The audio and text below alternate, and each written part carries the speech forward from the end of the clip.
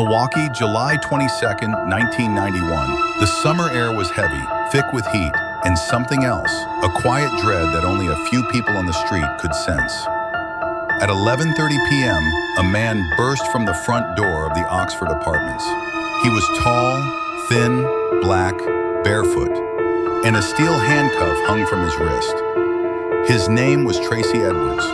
He stopped two Milwaukee police officers, Rauth and Rolf Mueller, gasping for breath. He told them a man had tried to kill him. He'd been lured to an apartment, threatened with a knife, and told he would be eaten. At first, the officers thought it might be a lover's quarrel, but something about Edwards' terrified eyes told them to check it out.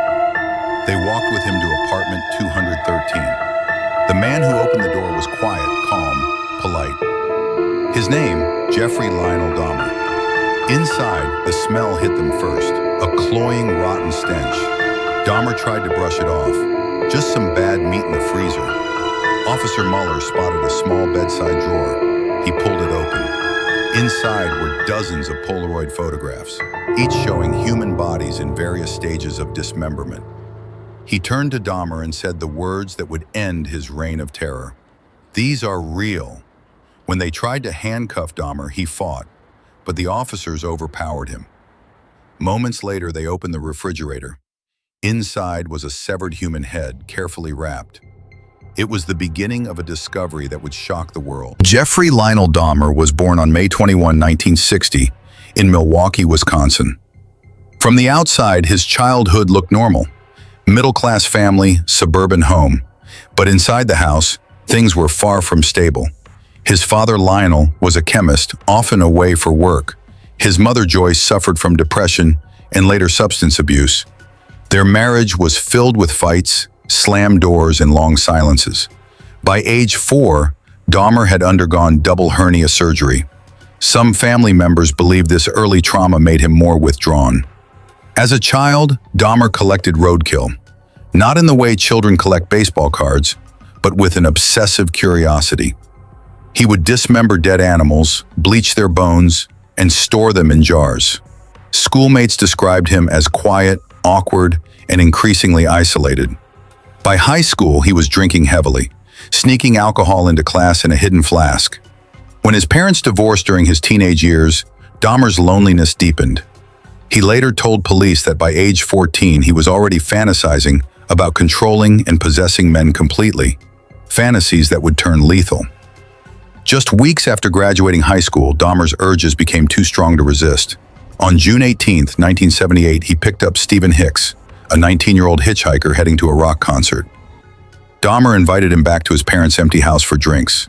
After hours of talking, Hicks wanted to leave, but Dahmer couldn't bear the thought of him going.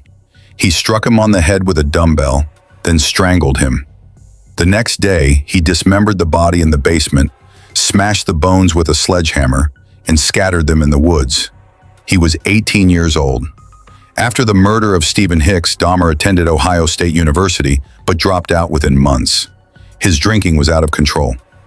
In 1979, he enlisted in the U.S. Army as a combat medic. He was stationed in Germany, where it's suspected he assaulted fellow soldiers, but no charges were filed at the time. By 1981, he was discharged for alcohol abuse and returned to Ohio. He was arrested for disorderly conduct and later for indecent exposure.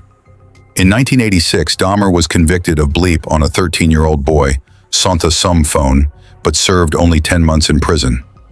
During these years, he claimed he tried to suppress his fantasies, but he also admitted later, "I was building up to it again." In November 1987, Dahmer was living in Milwaukee and working at a chocolate factory. He met Stephen Tuomi at a bar, took him to a hotel, and claimed to have no memory of killing him. But Tuomi's body was never recovered. From there, the murders escalated. Jamie Dockstader, 14. Richard Guerrero, 25. Anthony Sears, 24. He began taking trophies, skulls, bones, and photographs to relive the killings. By 1990, Dahmer had moved into apartment 213 at the Oxford Apartments. Neighbors complained about the smell. In May 1991, Dahmer lured 14-year-old Konorak Synthesom phone, the younger brother of his previous assault victim, to his apartment. He drugged him, drilled into his skull, and left him semi-conscious. Konarak escaped into the street, naked and bleeding. Neighbors called police, but when officers arrived, Dahmer convinced them it was a lover's quarrel. They returned Konarak to his apartment. Within an hour, Konarak was dead. By July 1991, Dahmer had killed 17 men and boys. Tracy Edwards' escape broke the cycle. When police searched Dahmer's apartment, they found 3 human heads in the refrigerator and freezer, 2 whole skeletons, a barrel filled with acid and dissolving human remains, dozens of Polaroids documenting every stage of the murders. The smell of decay was overwhelming.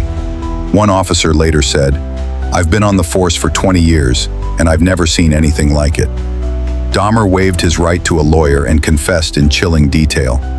Over 6 weeks, he described each murder, explaining his desire to create zombies who would never leave him. He admitted to cannibalism, necrophilia, and keeping body parts as mementos. In January 1992, he pled guilty but insane to 15 counts of murder. The jury found him sane, and he was sentenced to 15 consecutive life terms, 957 years in prison.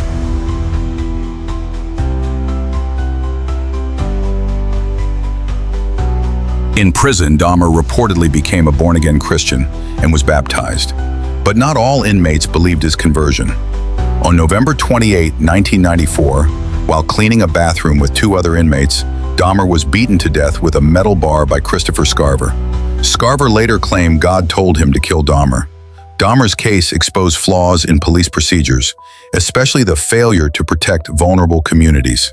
The mishandling of Konarak's escape became a symbol of institutional neglect toward LGBTQ+ people and minorities.